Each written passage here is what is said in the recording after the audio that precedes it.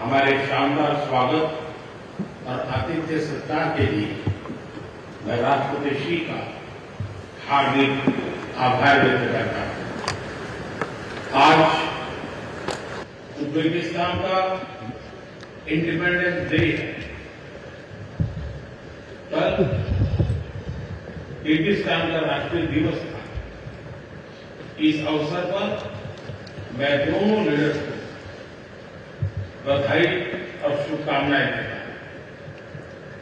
Excellency, पिछले 24 वर्षों में एससीओ का पूरे यूरेशिया क्षेत्र की एक्सटेंडेड फैमिली को जोड़ने में बहुत महत्वपूर्ण योगदान रहा।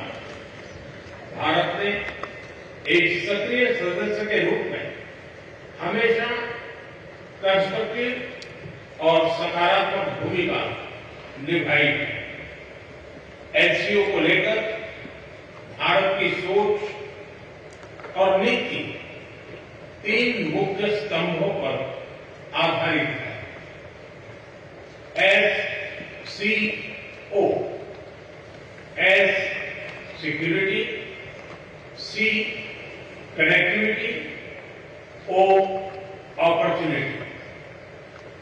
पहले स्तंभ एस यानी सिक्योरिटी के संदर्भ में मैं कहना चाहता हूं कि सुरक्षा, शांति और स्थिरता किसी भी देश के विकास का आधार है।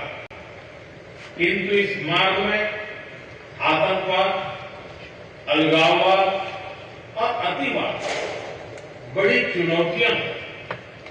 आतंकवाद सिर्फ किसी देश की सुरक्षा ही नहीं, बल्कि पूरी मानवता के लिए एक साझा चुनौती है। कोई देश, कोई समाज, कोई नागरिक अपने आप को इससे सुरक्षित नहीं समझ सकता। इसलिए आतंकवाद से लड़ाई में भारत ने एकजुटता पर बल दिया। इसमें एससीओ रेट्स की बहुत महत्वपूर्ण भूमिका रही। इस वर्ष भारत ने जॉइंट इंफॉर्मेशन ऑपरेशन को लीड करते हुए अल कायदा और इससे जुड़े आतंकी संगठनों से लड़ने का इनिशिएटिव किया। हमने रेडिकलाइजेशन के विरुद्ध समन्वय बढ़ाने और मिलकर कदम उठाने का भी प्रस्ताव रखा। टेरर फाइनेंसिंग के खिलाफ आवाज उठाई। इसमें मेरे समर्थन के लिए मैं आभार व्यक्त करता हूं। एक्सेलेंसी, भारत पिछले 4 दशकों से निर्मम आतंकवाद का दंश झेल रहा है। कितनी ही माताओं ने अपने बच्चे खोए और कितने बच्चे अनाथ हो गए।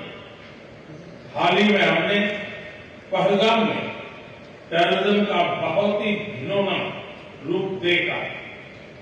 इस दुख की घड़ी में जो मित्र देश हमारे साथ खड़े रहे, मैं उनका आभार व्यक्त करता हूं। यह हमला केवल भारत की अंतरात्मा पर ही आघात नहीं था, यह मानवता में विश्वास रखने वाले हर देश, हर व्यक्ति को खुली चुनौती थी।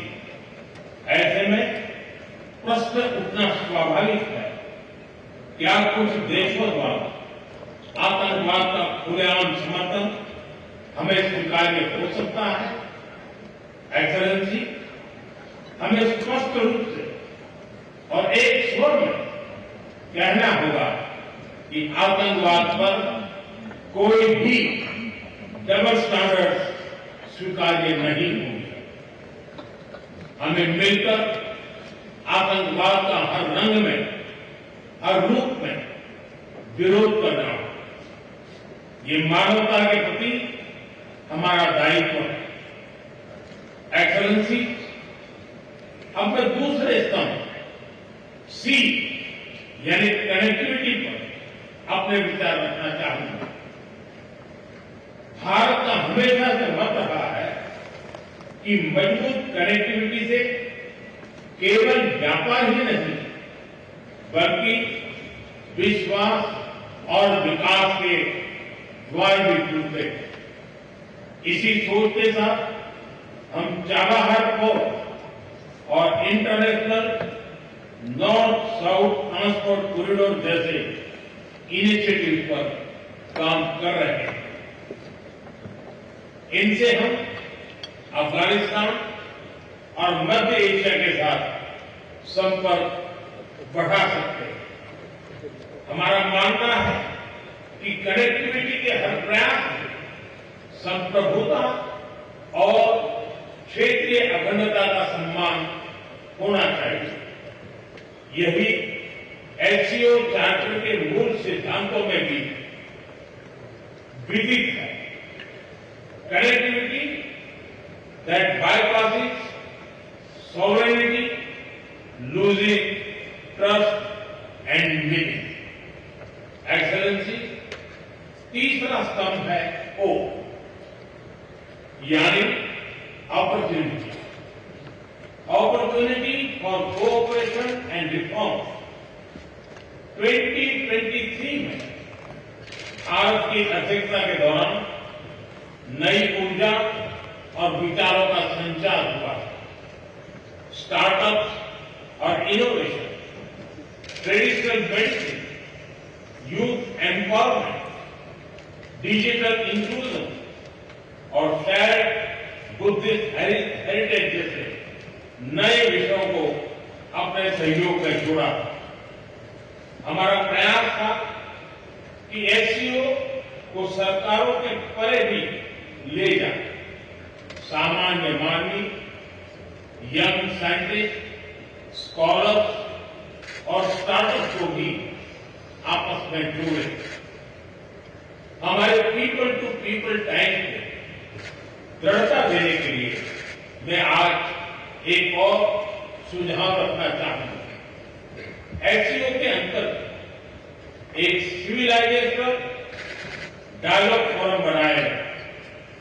इससे हम अपनी प्राचीन सभ्यताओं, कला, साहित्य और परंपराओं को वैश्विक मंच पर साझा कर सकते हैं। एक्सेलेंसी, आज भारत रिफॉर्म, परफॉर्म, ट्रांसफॉर्म के मूल मंत्र पर आगे बढ़ रहा है। कोविड हो या वैश्विक आर्थिक अस्थिरता, हमने हर चुनौती को अवसर में बदलने का प्रयास किया। हम लगातार वाइड रेंजिंग रिफॉर्म पर काम कर रहे हैं। इससे देश में विकास के साथ साथ अंतर्राष्ट्रीय सहयोग के लिए भी नए अवसर खुल रहे हैं।